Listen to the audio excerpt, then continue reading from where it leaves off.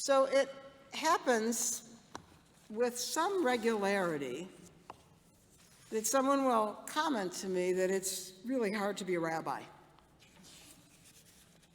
And the truth of the matter is, in some ways it is, and in some ways it's not at all. It's the best job. I'd recommend it to anyone who asks me about it. But when people say that they think it's hard to be a rabbi, they're usually saying that after a week in which maybe 2 or 3 Baruch Dayan Hamed emails have gone out, and they're thinking about what does it mean to my schedule to work with 3 families or 2 families. And they're thinking about the emotional toll of being with families in those most profoundly painful moments. If I were honest with you, which I feel like on Yom Kippur I should be, those are not the hardest moments of being a rabbi. The truth is, whereas I hate to see any of you in pain, and I hate to think about the loss that you have to learn to live with, I actually feel like I can help you. And that actually feels very good to come in and know that when you're most rattled, I can come in and say, well, you'll do this and this and this, and we'll make this phone call, and we'll get you through it. The hardest time for me when I'm officiating at a funeral or at an unveiling is actually at the cemetery. And if I'm going to say to you, any conservative and reform rabbi is going to have something similar to say. My experience is not unique. There is nothing special about what I'm about to tell you. The hardest moment is when it's time to recite the Kaddish, and there's no one who knows the Kaddish, and there's no one who's even struggling to try and say the Kaddish. I had a week this summer. I just want to tell you about it. I had 2 unveilings in 1 week. There were a total of 9 children, and I want to say 17 grandchildren, but I might get my numbers wrong. I can't actually remember. But at the 2 unveilings, lovely families, they came in town to mark the grave, and there wasn't one Jewish descendant from the person who died. Now that's a hard week. It wasn't the pain of the death. In both instances, the people who had died had lived full, long lives. It's sad for sure, but no one to say Kaddish. I cried when I left the cemetery. But that very same week, I had to go to Boston to officiate at the conversion of a wonderful woman who I'm going to introduce to you in a few moments. Her name is Jixi. And Jixi landed here in Springfield. She's from China, and she went to medical school in Israel. And Jixi has told pieces of the community, parts of the community, her story about why she chose Judaism. It's not as if she was living in a particularly Jewish neighborhood in China and all the neighbors were doing this, so it was the most natural thing to do. But Jixi put herself on a path, and thank God she landed in Springfield, and thank God she called me about 8 or 9 months ago, actually more already, about 1.5 years ago, and thank goodness we've developed this relationship. But the reason that I wanted to invite Jixi to speak today is because sometimes I think when you hear from the rabbi how wonderful Judaism is, you say to yourself, of course the rabbi thinks Judaism is wonderful, that's why she's a rabbi. But I think there's something particularly powerful about hearing from a person who had no reason to choose Judaism. There was no reason in the world why she would look at our tradition and say, it's remarkable. It's something I want to incorporate into my life. And in a certain way, I told you my theme for the holidays is about listening. about paying attention. I'm going to invite Jixi to join us, and I want you to listen to her answers. And what I really want to ask you to send you home on homework, I want you to answer the questions that she's answered for yourself. And I don't expect her answers to be your answers. You don't have to do it tonight, it's Yom Kippur. And the truth is, if you don't email them to me, it's okay. If you do, I'll read them and we can talk about them. But Jishi's going to join me on the Bima, and she's going to answer some questions, and I'm going to send those questions to you to think about. Because I really want to encourage a serious conversation about what is it about Judaism that made you want to be here today. So the little bit more I want to just tell you about Jixi is that she's married to Brian, who was sitting next to her in the congregation, and her mother is here from China. Her mother came in town about 6 weeks ago so that she could be at Jixi and Brian's wedding, and she was with us for probably another couple of weeks, they said. And I want to say, yeah, being a rabbi is hard, but when you get to work with people like Jixi, and people like you, quite frankly, it's just the best. And anyone who you know who's thinking about what to do for professionally, I'll say the rabbinate is good. But now I don't want you to listen to me anymore. I really want you to listen to Jixi. And the first question that I asked her is, what is it about Judaism that made you say, I want to be Jewish? When I was 16 or 17 years old, reading about Judaism for the first time, mostly on its worldview, moral guidance, and family practice, I felt a very strong resonance with what I read. It shifted my worldview to be more inner-directed, and I was able to be content about being alone in the world, but not feeling lonely. Knowing that Judaism will always guide me in my life, I felt it was extremely beneficial to me, so I wanted my children to benefit from it too. And I always wished that I were born Jewish to grow up with it. So that's why I wanted to be Jewish. So the question that I wanted to ask you from that is, you said knowing that Judaism will always guide me in my life. Yeah. How will Judaism guide you in your life? In many different ways. First of all, were the family and moral values. And that's very, very important to me, and it has a lot of connection with the Chinese culture and the way my mom raised me. And the second one would be the critical thinking and debate around authority. And the next one is I felt sometimes I was able to feel the personal connection with God and seeing that things fall into places in life, and that was a very nice feeling. And also the songs and the prayers and all the wisdoms in Judaism. So I felt all of those, they will accompany me in my life. Great. Thank you. I just realized what I didn't say to you about Jixi, and I just want to add this so that you know, why did she come to Springfield? Jixi is a resident at Bay State, and she's a pediatric resident. So that was the good fortune that brought her to our community, and I just realized I should have shared that with you. So I know you went to medical school in Israel. And what about your experience would you want our congregation to know? I had a really amazing experience in Israel. I was able to experience Judaism in everyday life, not just from the religious or holiday aspect.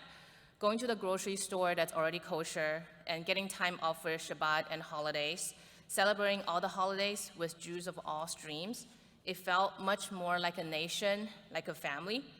And interacting with straightforward Israelis also toughened my character to become more assertive. You think Israelis are straightforward?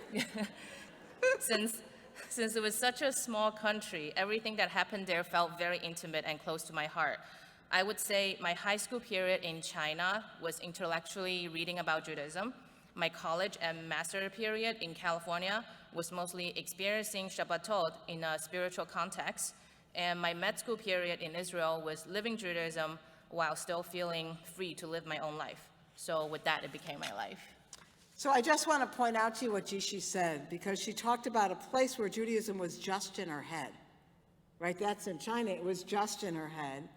And in college, She was living this Judaism. You were celebrating Shabbat, and you went to college at Pomona? Yep, Pomona in And Claremont. she found a Jewish group to celebrate Shabbat with. But Israel was different because Israel, the whole place is Jewish, so the context of the experience was Jewish. So you could see those are very different pieces. And I guess a question I have for you is, do you have advice for someone who wants to convert but who can't go to live in Israel as you did?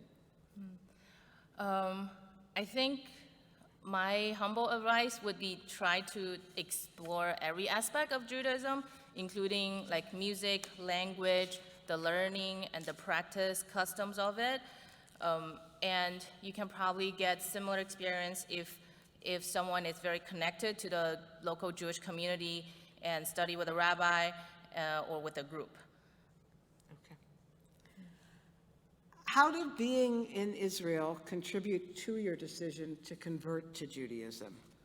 So my first thought of conversion to Judaism was within the first year of learning about Judaism, which was in high school. And since then, I had the dream of learning Hebrew and being in Israel. Living in Israel, especially in the last 2 to 3 years, when I was living in a lovely Georgian community, sharing all the Shabbat and holidays with them, it further deepened my desire to convert because I wanted to build a family with so much loving kindness like theirs. Being in Israel, speaking Hebrew, saying the daily prayers as the day unfolds, experiencing the same national joy and sorrow were the source of my continued pursuit in conversion. So how did you learn to pray? So at first, it was advice from a Rabbi Reuven Traberts in Jerusalem. When I was telling him that I want to convert, he told me you can try to incorporate the daily prayers. And I read some books. One of the books was To Pray as a Jew. It's by Rabbi Donan. Yes. And I also, my very, very good Israeli friend in that Jordan community, Hodaya, I asked her, how does she pray? And what did she say? So she showed me some of the structures, Amida and the basic structures, and then I just started doing that. And when you started, did you start alone, or did you start by like going to synagogue?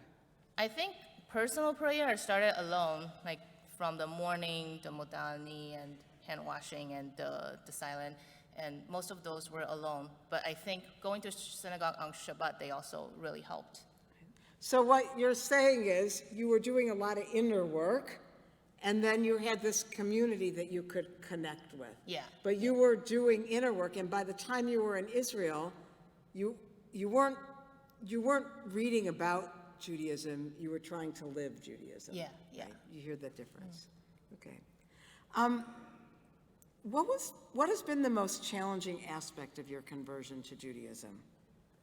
Before the conversion, it was challenging to stay rooted in one community and get a sponsoring rabbi when I was moving between many places. There was also the challenge of aspiring to a certain lifestyle, but unable to make it come true because of reality constraints. And now that I've finished conversion and also just got married, I think the challenge lies in how to incorporate Judaism into our own family life, to function as a leader instead of as an observer, as when I was at other people's home. I've also started to think about Jewish education for children and how to maintain the connection if we end up in a place without much community support. Well, you can't leave here, so I don't think that's a problem. I know you talk about what goes on after, but that's a really helpful way to frame it. And to talk about, first of all, really what you're saying is, for me to convert, I needed a rabbi, but the rabbi comes with a community, actually. And that you needed a community to support you and to hold you. And for those of you who are here on Shabbat morning, you know Jixi and Brian had their ufruf here at the synagogue, right? And Jixi and Brian are not strangers to our community. You may remember in the summer issue of Tekiah, we printed the Devar Torah, the teaching that Jixi shared with the congregation the Shabbat after she converted to Judaism. And I want to say, as for you, the challenge was finding the right community. We're honored and delighted to have been that right community for you.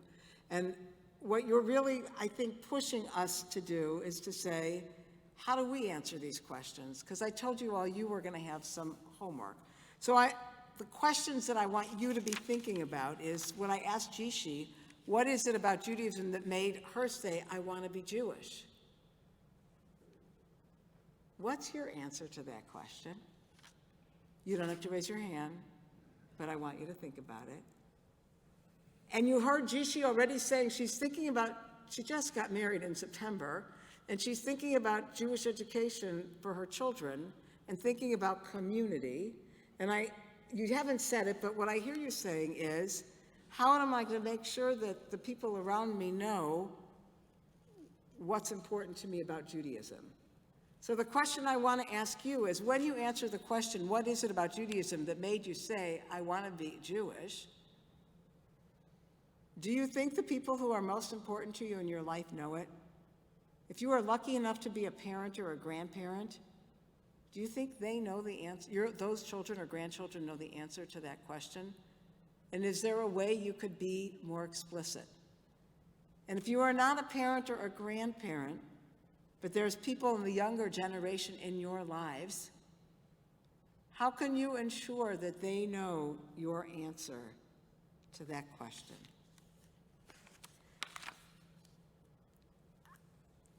I asked Jixi to conclude by saying, what was the central teaching of Judaism that anchors her? These are some of my take from Judaism. Life and living are the most important things. There are many moral lessons that we can learn from daily Jewish practice, and that elevates the mundane into holiness. Our mindset can be trained to see the meanings and divine providence in life. I like to see the world through realistic lens, but keep an optimistic attitude.